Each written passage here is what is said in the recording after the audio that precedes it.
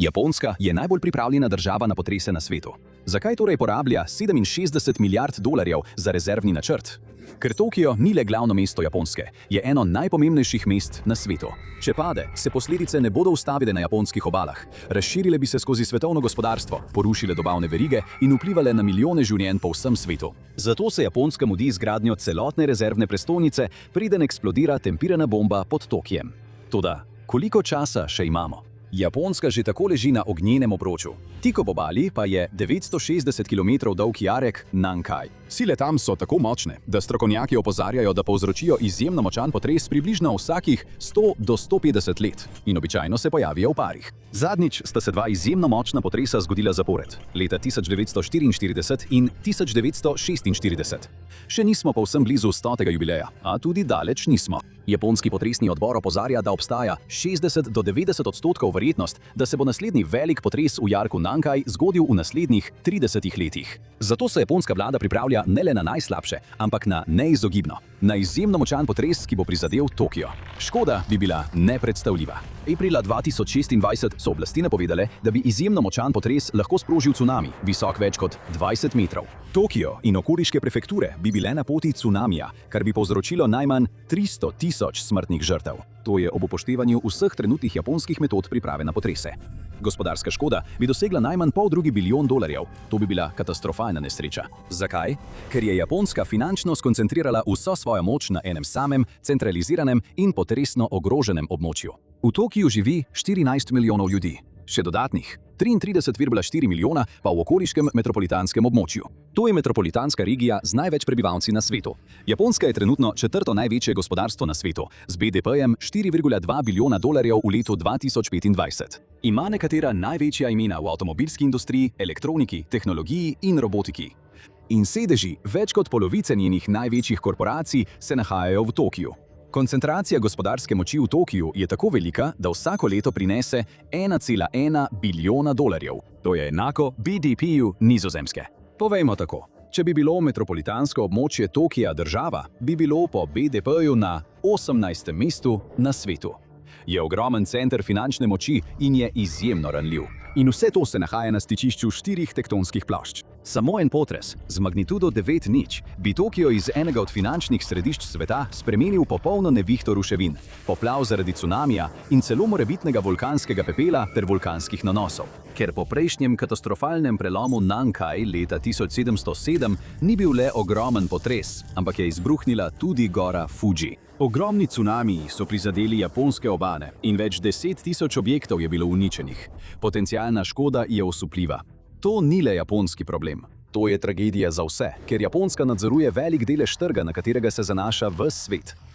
Polprevodniki. Vse, od vašega avtomobila in medicinskih naprav do računalnika, pametnega telefona, televizorja in satelita, potrebuje polprevodnike. Na nacionalni gospodarski ravni širok spekter industrij, od proizvodnje in podatkovnih centrov do vesoljske in letalske industrije, nujno potrebuje polprevodnike za delovanje.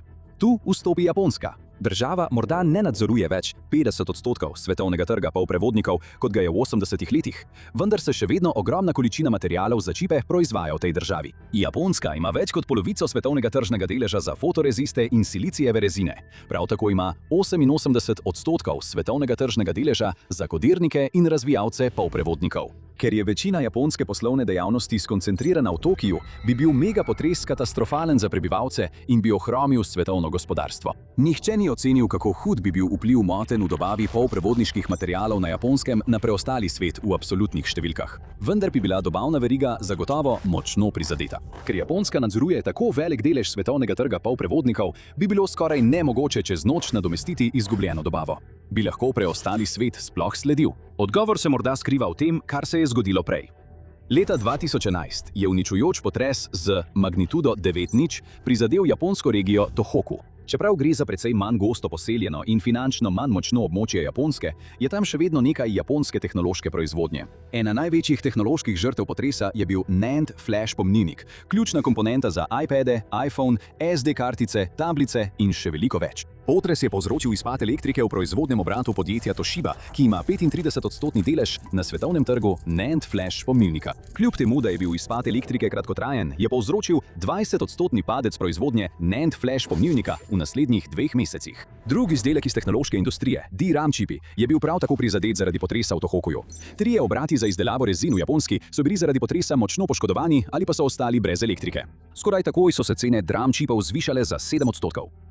Vpliv megapotresa v Tokiu na tehnološko industrijo, vključno z globalno dobavo in cenami, bi bil 1000-krat hujši kot v teh primerih.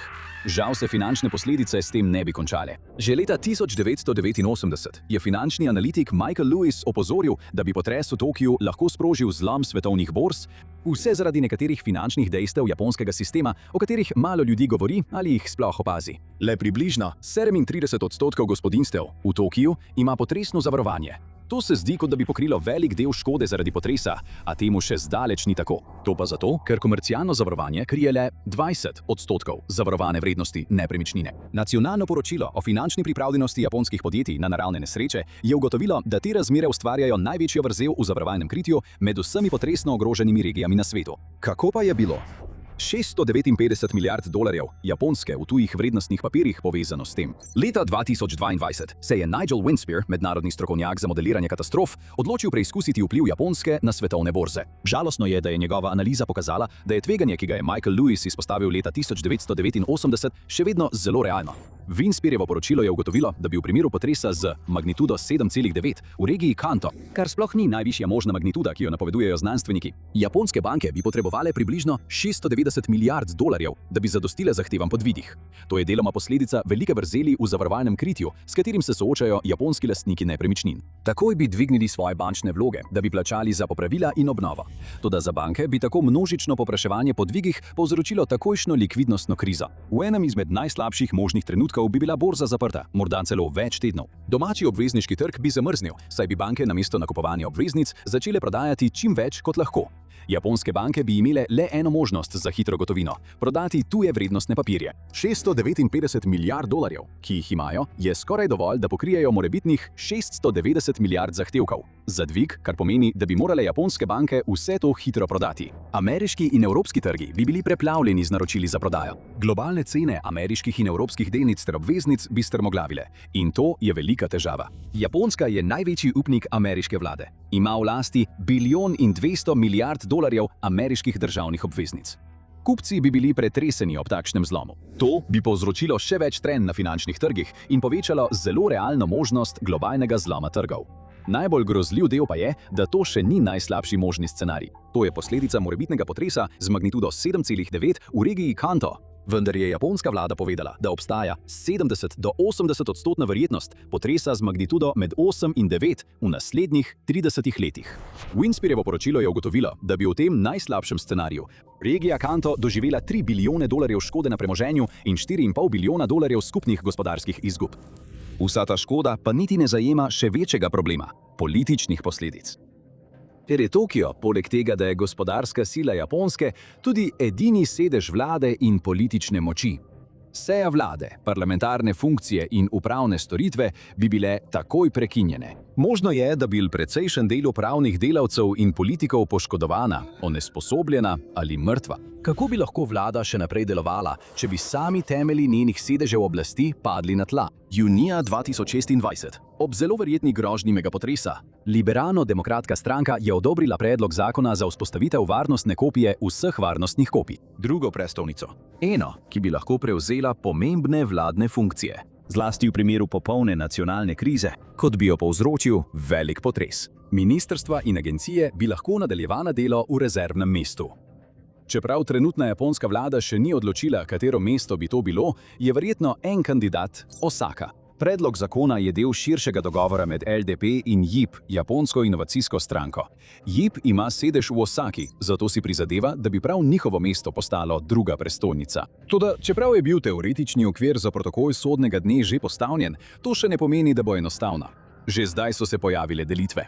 Ena največjih točk spora je bila, ali naj bodo referendumi pred vzpostavitvijo posebnih upravnih okrožij, kot jih ima Tokio, v prihodnji drugi prestolnici. Ti referendumi so v Osaki že dvakrat propadli. Na koncu so dosegli kompromis. Glasovati bi smeli le prebivalci zadevnega mesta. Še večje vprašanje ostaja. Osaka je morda favorit, vendar nihče ne ve, katero mesto bo dejansko izbrano. In ta negotovost je ponovno zanetila desetletja star boj glede prevlade Tokia na Japonskem. Leta 1945 je Tokio predstavljal 13% japonskega prebivalstva. Do leta 2024 je skoraj vsak tretji Japonec živel na območju Tokija. Kot je zapisala japonski časopis Mainichi, je centralizacija Tokija postala kronična bolezen Japonske. Po istem uredniškem članku so politike, ki jih izvaja v Tokiju sedeča centralna vlada, regijam odvzele njihov edinstven značaj. A največji problem je morda prav Tokio sam. Država, znana po tehnologiji, se še vedno spopada z zastarelimi sistemi in počasno digitalizacijo. Brez močnih spodbud za podjetja, da bi se preselila drugam, Tokio še naprej postaja močnejši, saj vase srka ljudi, denar in priložnosti Japonske, medtem ko preostali del države vse bolj zaostaja. Tako različna mesta in regije vidijo ta potencialni zakon kot priložnost, da si pridobijo več politične in finančne moči zase, stran od Tokija. Verjetno bo sprožilo intenzivno tekmovanje med mesti za čast, da postanejo drugo glavno mesto Japonske, ki bi lahko bilo tudi potrata časa. Toda ustvarjanje druge prestolnice je zapleteno. Gre za več kot le gradnjo rezervnega vladnega urada. Celoten finančni sistem Japonske in javna infrastruktura bi morali biti preoblikovani tako, da bi delovali iz dveh središč moči. Ena najpomembnejših ustanov, ki načrt jemlje resno, je Banka Japonske, BOJ, centralna banka države in steber japonskega gospodarstva. Če se mora celo BOJ pripraviti na drugo prestolnico, to kaže, kako ogromen je ta podvig v resnici. Njen trenutni glavni sedež je v Tokiu, vendar BOJ že od 2000 pripravlja izredne načrte za primer popolnega izpada elektrike v glavnem sedežu ali še huje, njegove popolne uničitve. Ker je bila prva podružnica BOJ-ja v Osaki, se je zdelo, da je to naravna izbira za rezervno lokacijo. Če računalniški center BOJ v Tokiu preneha delovati, vendar je tokijska pisarna še vedno nepoškodovana. Ta še naprej deluje in obdeluje podatke prek rezervnega centra v Osaki. Če Tokio postane popolnoma neuporaben, se lahko celotno poslovanje prenese v Osako. Z drugimi besedami, plačila, poravnave in drugi prenosi, ki jih bodo ljudje v krizi po naravni nesreči nujno potrebovali, bodo potekali brez težav. Da bi zagotovili, da bo načrt deloval, ga BOJ vsako leto preizkusi in začasno prenese poslovanje iz Tokija v Osako.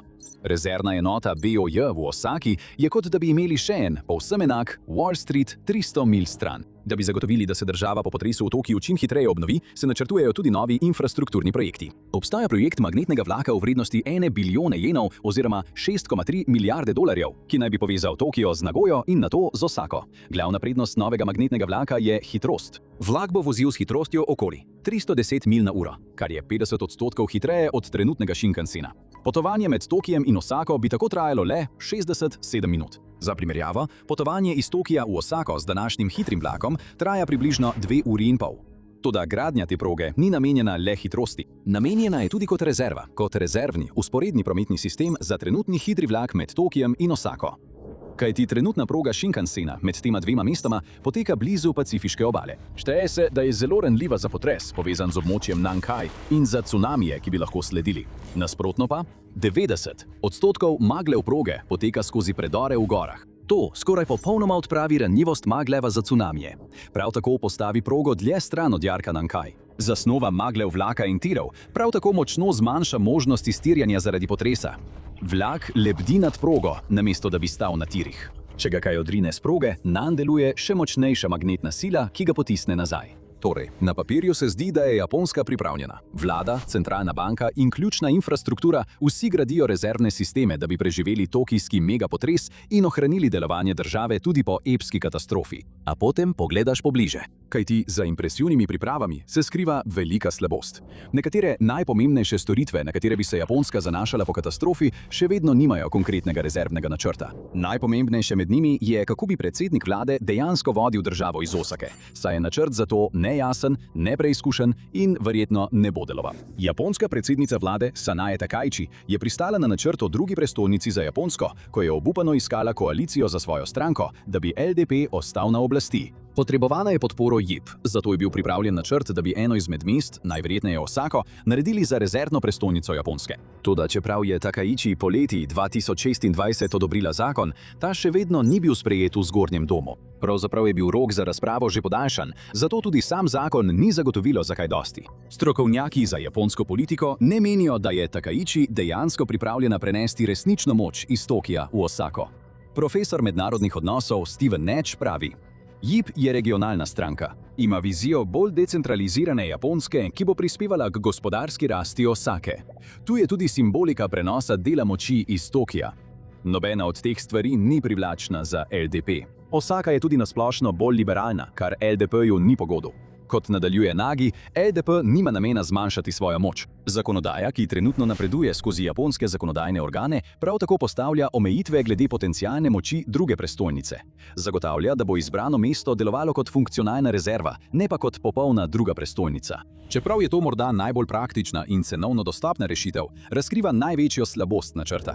Osaka bi lahko v nujnih primerih ohranila delovanje vlade, vendar nikoli ni bila zasnovana kot trajno središče moči. Japonska še vedno nima prave dolgoročne vizije za vladanje od koderkoli drugje kot iz Tokija. Tudi kratkoročni načrti še niso bili natančno določeni in zapisani. Ni nobene strategije, kako bi predsednik vlade dejansko vodil vlado od koderkoli drugje kot iz Tokija.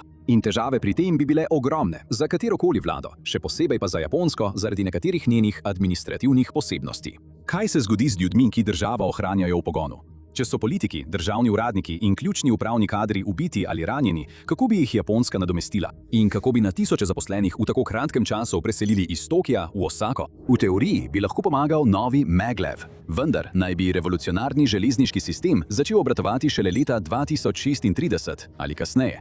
Ta časovnica pa je po letih zamud še vedno negotova. Torej, če se tokijski megapotres zgodi prej, se Japonska sooča z grozljivim vprašanjem. Kako preseliti vlado, če najhitrejša povezava, na katero ste računali, še ne obstaja? Če predpostavimo, da potres do takrat ne udari, pa še to ne upošteva dejstva, da sta japonska vlada in podjetja presenetljivo nedigitalizirana. Hitra selitev vladnih funkcij in uprave se zdi zelo malo verjetna. Večina ljudi na Japonskem še vedno ima in potrebuje hanko žig, izrezljan, oseben žig, ki se uporablja za uradne dokumente namesto podpisa. Velik del poslovanja japonske vlade se še vedno izvaja na papirju. Poročilo iz Tiredeto leta 2023 je pokazalo, da je le 16,8% japonskih vladnih zapisov digitaliziranih. Več kot 4 od 5 uradnih zapisov je shranjenih samo na papirju.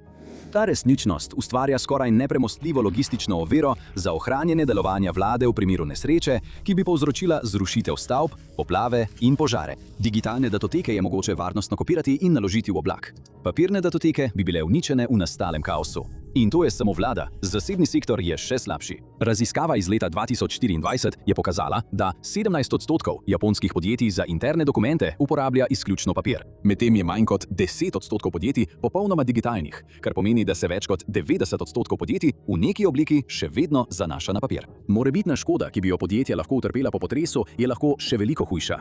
Javna razprava je prav tako nekoliko ovirala napredek pri vzpostavitvi protokola za primer katastrofe v Tokiju. Konzervativni časopisi so bili povsem kritični do načrta za drugo prestolnico. Ena od publikacij, Yomiuri, je zapisala: Zdi se, da ni nujno omejevati lokacij za preselitev ministrstev in agencij le na večje mesto. To je verjetno vprašanje, ki ga je treba obravnavati ločeno od vprašanja druge prestolnice.